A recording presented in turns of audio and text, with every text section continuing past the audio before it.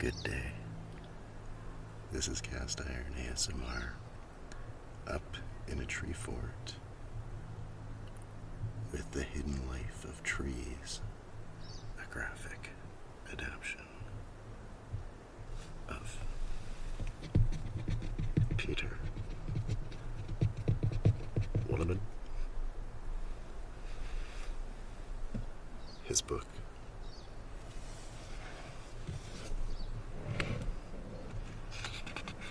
Probably about a couple of years ago, I saw a YouTube video on how they had scientifically figured out that trees talk to each other through their roots and fungi.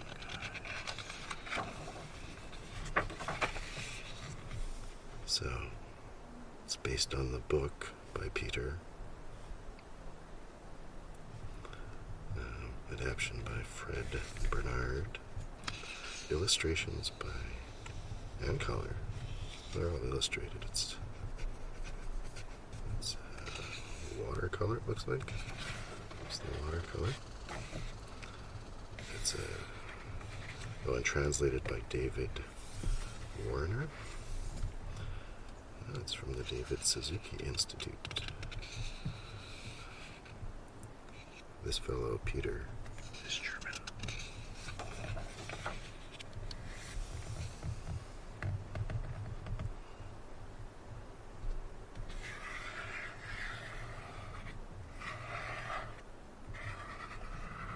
I love trees.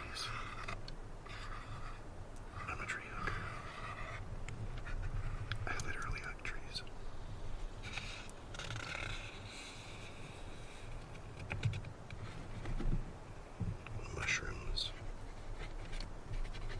Wild mushrooms, we like to harvest mushrooms.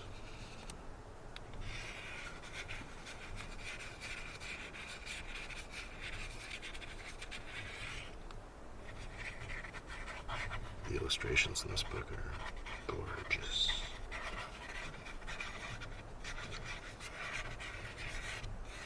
Loving. And it's like you're looking through an artist's sketchbook.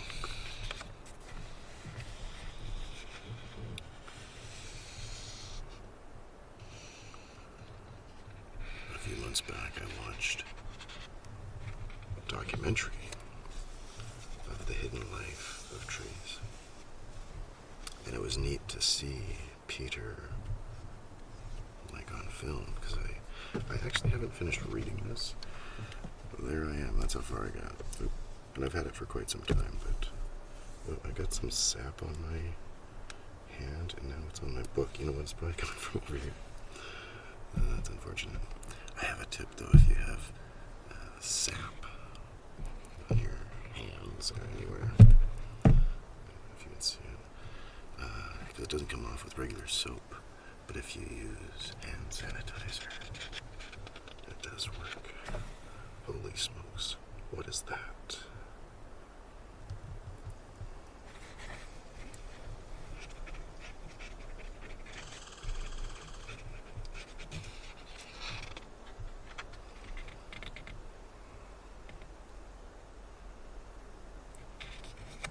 Oh, look, he's hugging the tree.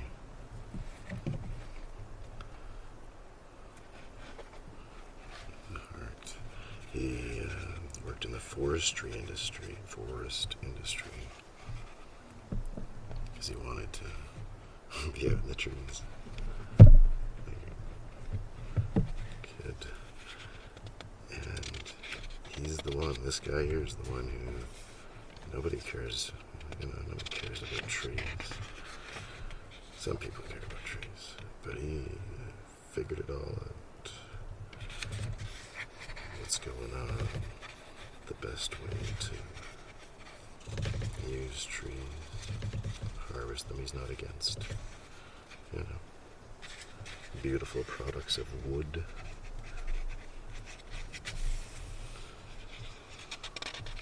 So it's broken up into the seasons.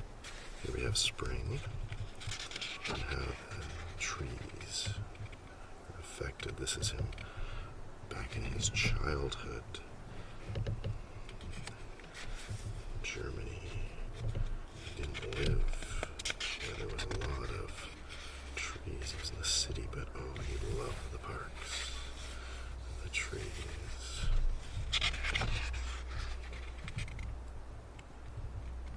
And then he broke his grandfather's clock or something. Yeah, his grandfather gave him, looks like a clock.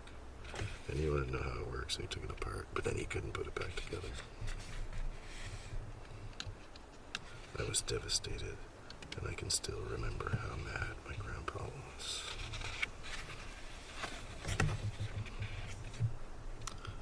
Here he's comparing himself to a tree. This is my body. I have legs.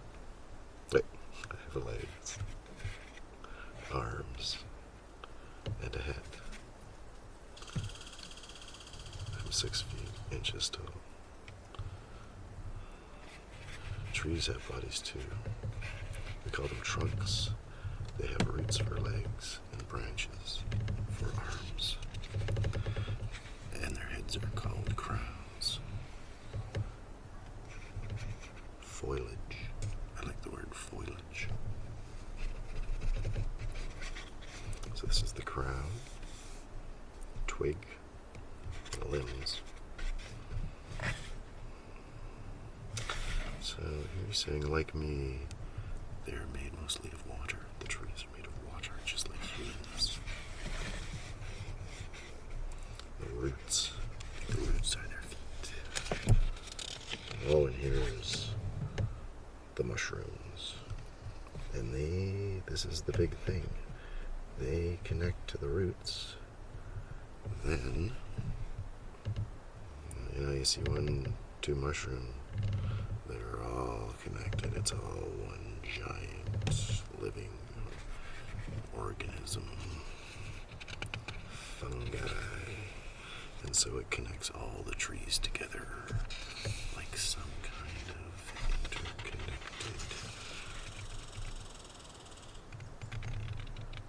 system.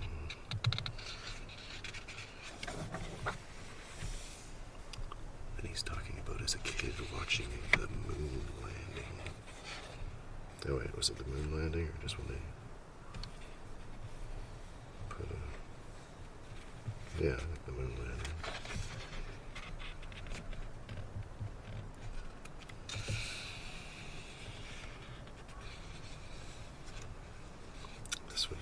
This artist would be great at doing a comic book that would be set in the jungle. Or definitely the forest. It goes into quite a lot of scientific detail on bugs. Oh, I thought that was a tick.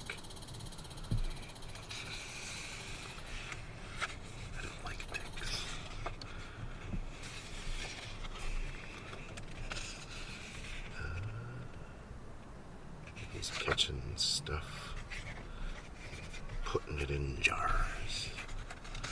Bugs.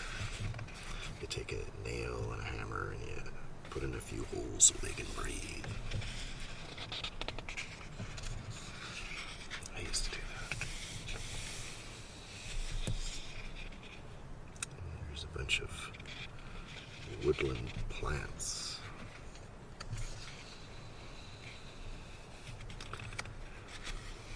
These may be stuff that's not good for the tree when aggressive honeysuckle grows up it will strangle the trees.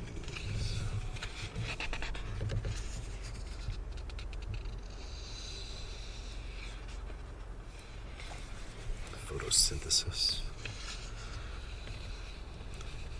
Like, you might not want to sit down and read this all in one go. I sort of forgot about it. And then I kind of wanted to read it in the seasons, actually. We're in the summer season now. That's where I think I might have went a little further than the summer. Oh yeah, I went into fall. But that was part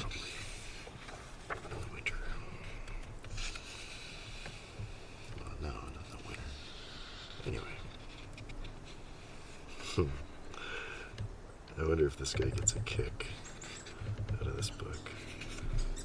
Like, he wrote a book, they made a documentary, but then he wrote the book, but now there's like, basically this comic book. It's really cool. I wonder if they have a picture of him. He looks like, just so to show you. No, they don't. It was really cool to see. You would totally pick them out. There's the woodpeckers. So I thought woodpeckers, now it's been a while since I read this, but I thought woodpeckers were kind of hurting the trees, like they're just pecking away. They make a whole nest in there, and then they only use it like once. But then they're kind of saying that it was kind of good, I think. One time there was a woodpecker pecking on this big tree in my front yard. Yeah. Should have seen this. I saw one time when they were doing it. But this one was pecking away. I got out the hose because I didn't want him to hurt my tree. He was kind of persistent, but I shoot him away. Oh yeah, this is when it's good because then bats use it afterwards. I'm a big fan of bats. They eat lots of mosquitoes. I have a bat house that I never put up. You need to have them sort of high up. And you don't want them on your house because the bats might, well, depending on where it is, they do their business, falls all down. And maybe they'll get in your roof. So have it just off your house there.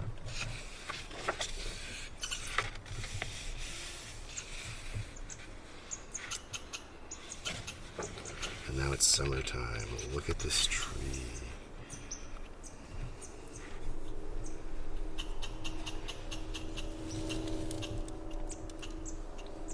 It's a little brighter now.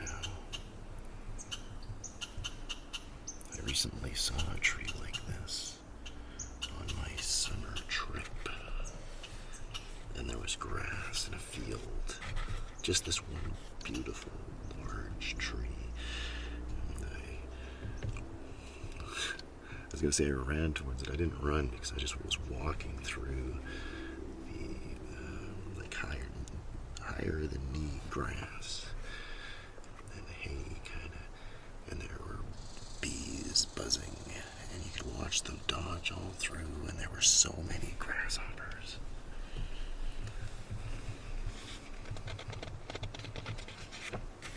And then I went up to the tree. I didn't hug it, but I definitely touched it. And then I walked further along to the edge where there was a tree line. Still so many bees. Then I saw like big bumblebees. And then I saw this, what I thought was a bumblebee because it was going from flower to flower. Because there's also flowers in the field. And this one bee had a triangle kind of butt. And was larger than a bumblebee. But it was flying like a hummingbird. Can you see that so fast? Hovering around and then going from flower to flower. And then I was asking about it. You know, after some research, we found it was a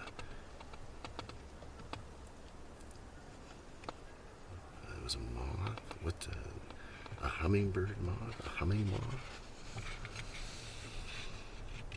Never seen one of those before. This is nice.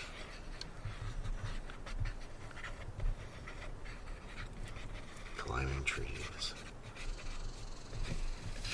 Hey, look at that. It's a tree fort. The tree fort we're in now is higher than this. It would probably be like up here.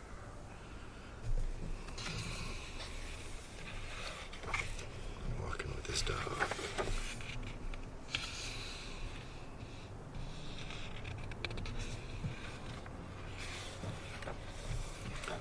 don't know if this is what he's talking about, like the mother tree, the grandmother tree in a forest. The big old tree. Such connections, it's almost like the brain. And if a little tree over here, they're not all fighting how people used to think. It's fittest, not the fittest, but like that they were all competing. That's not the case at all. If a little tree over here is, got some disease or is dying, is weak, then this tree sends the, life energy, like nutrients and stuff. And they say that sometimes maybe from over here, there's some, like say, spruce beetles are coming and killing the trees. Maybe it's huge. And then as it's happening through their fungi connected roots, they tell the other trees, oh no, warning, warning. And then they can release, I don't know which trees, but I remember reading it, they can release some type of scent or something. Well, maybe it wasn't about the spruce beetles, because they used to ravage the forests. But some type of bug. Some trees can defend. Like I said, it's been a while since I got this last Christmas. All the different trees, places.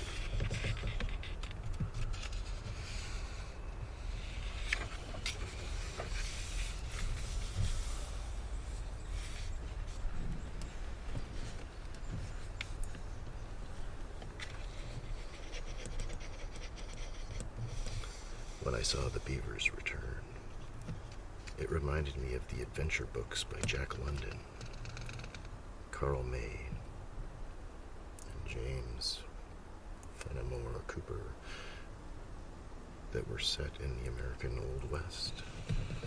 I used to love reading those when I was a teenager. Oh, you're just talking about the beavers. Beavers? I'm gonna say aren't friends to trees. But I don't know if he's gonna tell me something different. Beavers are the lumberjacks of the natural forest. In just one night, they can topple a tree 3 to 4 inches in diameter. Beavers love to eat the fibers and twigs.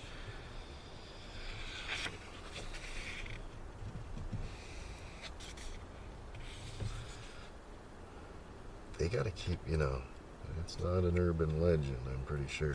But yeah, they gotta keep, just like rats, keep chewing her. Beaver teeth will go into their brain and kill them. Maybe that's a rumor, I don't know.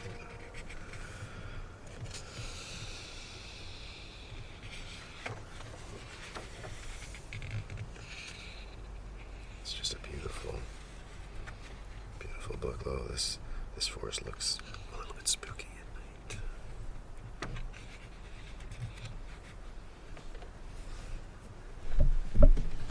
It's harder to see now.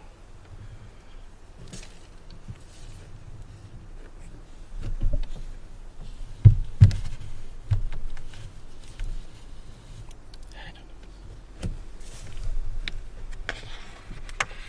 Oh, it's very dark.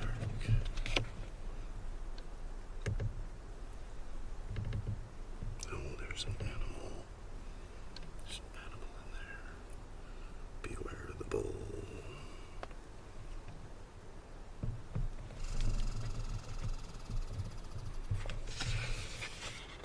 This is still summer. He's looking at things. I wonder what the book that he wrote.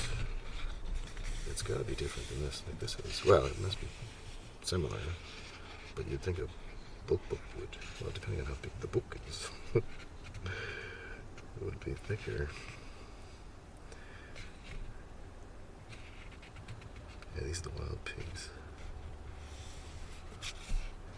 Boars. The boars are in the forest in Germany. Wild boars.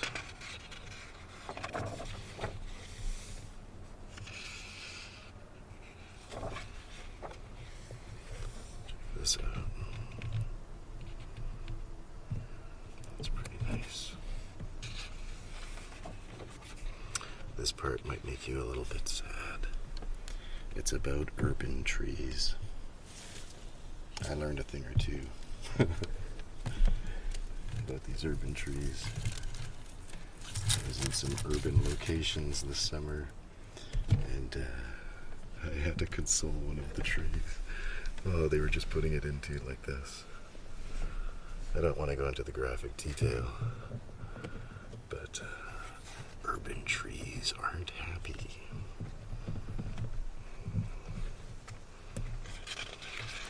So why not hug an urban tree and say, I'm sorry and thank you. Look at this. Look at this tree, this magnificent tree, and its roots. Oh my goodness, it's disgusting. They don't live as long. They suck up all the pollution and just become toxic shells, unhappy, not connected to the other trees in the forest. Look, they don't pull any punches, they're showing the car. Vroom, the smoke. They absorb soot, acidic substances, hydrocarbons, and all sorts of dust. Now it's fall. Well, maybe we'll stop it here because did it start with summer or did it start with spring? I think it started with summer. Maybe they didn't even say. Intro. Oh no. Yeah, spring. So spring and fall. No, spring and summer. Yeah. So come fall, we'll take another look at the trees. Because like I said, I haven't even read the whole thing. I started reading into fall there. So if you're at all interested about this book, I would totally recommend it. Look at this cover. I love it when they do. Oh no, that's not that. I thought it was connected. Is it? No. They should have just made this longer.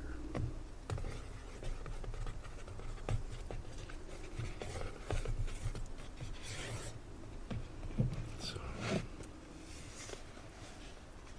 it says here that it was an international bestseller, like the original book, The Hidden Life of Trees.